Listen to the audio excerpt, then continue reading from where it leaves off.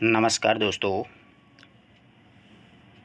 आज से आरपीएससी के द्वारा जो स्कूल व्याख्याता की परीक्षा ली थी उसके परिणाम आने शुरू हो गए हैं। तो आज ही 5 अप्रैल 2023 को पहला जो परीक्षा परिणाम जारी हुआ है वो है बायोलॉजी का। ठीक है, इसमें सारी सूचनाएं लिखी हुई हैं और आप अपने रोल नंबर इसमें देख सकते हो। अपन इस वीडियो में खास तौर से चर्चा करेंगे कि व्याख्याता भर्ती में कौन कौन से अपने को डॉक्यूमेंट्स चाहिए। ठीक है, इसलिए वीडियो के साथ आप अंत तक ज़रूर बने रहना। ये जो परीक्षा हुई थी वो सारी बातें इसमें लिख रखी हैं कि भाई 11 अक्टूबर 2022 को दिनांक 12 अक्टूबर को यह परीक्षा आयोजित हुई थी। उसकी प्रोविज़नल सूची है, ये ध्यान रखना। प्रोविज़नल का मतलब कि जैसे डबल को बुलाते हैं ना आरपीएससी वाले डॉक्यूमेंट वेरिफिकेशन के लिए, तो ये डबल की है, फाइनल नहीं है। फाइनल इसके बाद में रिजल्ट आएगा तब फाइनल सिलेक्शन होगा।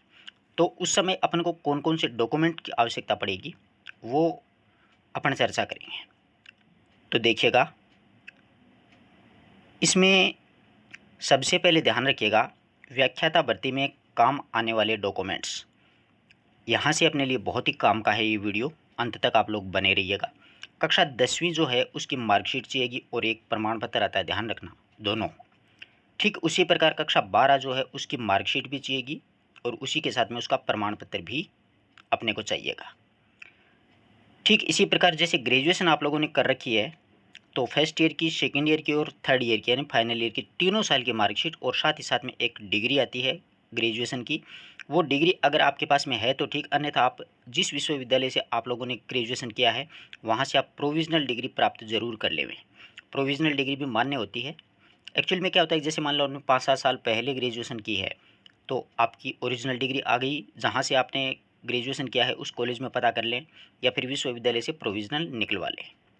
ठीक इसी प्रकार पोस्ट ग्रेजुएशन जैसे एमए, तो एमए मान लीजिए आप इस वर्ष फाइनल ईयर में हैं तो प्रवेश की मार्कशीट, फाइनल की मार्कशीट, साथ ही साथ में पोस्ट ग्रेजुएशन यानी एमए या एमएससी की आपको प्रोविज़नल या फिर ओरिजिनल डिग्री चाहिएगी। जिस विश्वविद्यालय से आपने पोस्ट ग्रेजुएशन किया है वहाँ से आपको उपलब्ध हो जाएगी। फिर बीएड जो है, आप लोगों ने बीएड की थी, बीएड की मार्कशीट और साथ ही साथ में बीएड की डिग्री और साथ ही साथ में क्या है कि आपने एडमिशन कब लिया था बीएड में, उस तिथि का एक प्रमाण पत्र जहाँ से आपने बीएड किया था उस कॉलेज में आपको उपलब्ध हो जाएगा। कोई घबराने की आवश्यकता नहीं है। अगर आप मान लीजिए आपने आउट ऑफ स्टेट से की है तो जिस कॉलेज से की है वहाँ पर जाकर के आप ये ज़रूर प्राप्त करें, क्योंकि ये सारे डॉक्यूमेंट बहुत ज़रूरी हैं। अब ज़िंदगी का सवाल है। तो आगे बात समझ में, क्या क्या समझ में आया आप लोगों को?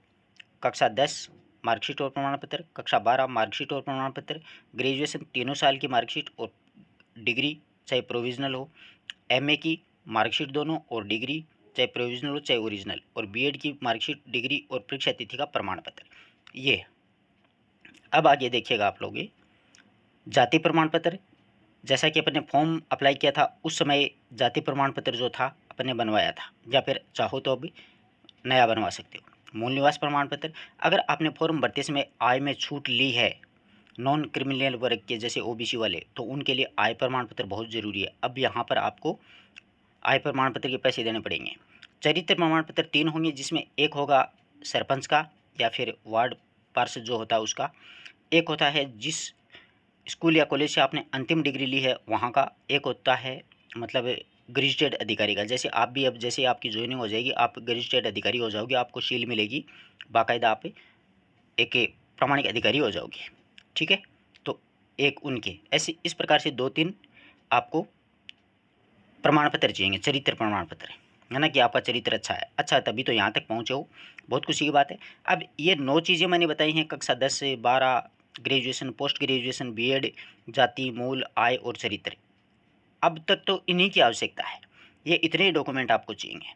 अब नेक्स्ट जो हैं वो मैं जो आपको बताने जा रहा हूँ, ये जैसे फाइनल सिलेक्शन हो जाता है, फाइनल रिजल्ट में आपका सिलेक्शन हो जाता है, जब आपकी ज्वाइनिंग होती है तो वहाँ पर आपको पुलिस सत्यापन का वेरिफिकेशन का एक चाहिएगा प्रमाण पत्र जो कि थाने में बनेगा, फिर स्वास्थ्य प्रमाण पत्र जो कि हॉस्पिटल में बनेगा, विवाहित या अविवाहित का प्रमाण पत्र जो कि ग्राम सेवक या पटवारी वगैरह वो बनाएंगे, संतान आपकी कितनी है उसका, जैसे संतान है तो जिस हॉस्पिटल में हुई ना वहाँ पे मिल जाएगा, दहेज आपने नहीं लिया इस बात का भी एक शपथ प्रमाण पत्र मिलेगा, एक धूम्रपान आप नहीं करते हो इसका भी, साथ ही साथ में परीक्षा का आवेदन पत्र वो तो आपके पास में होगा ही, पासपोर्ट साइज़ फ़ोटो, और उसी के साथ में पहचान पत्र जैसे आधार कार्ड है, वोटर आईडी है, ड्राइविंग लाइसेंस है, पैन कार्ड है, ये सब के पास है।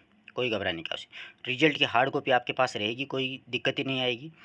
मतलब समस्त डॉक्यूमेंट होने पर आपको आपका जो शपथ पत्र है वो मान्य होगा। ये सारे डॉक्यूमेंट, ये तो मैं तो यही चाहता हूँ, ईश्वर से दुआ करता हूँ कि आप लोगों को इनकी भी आवश्यकता पड़े।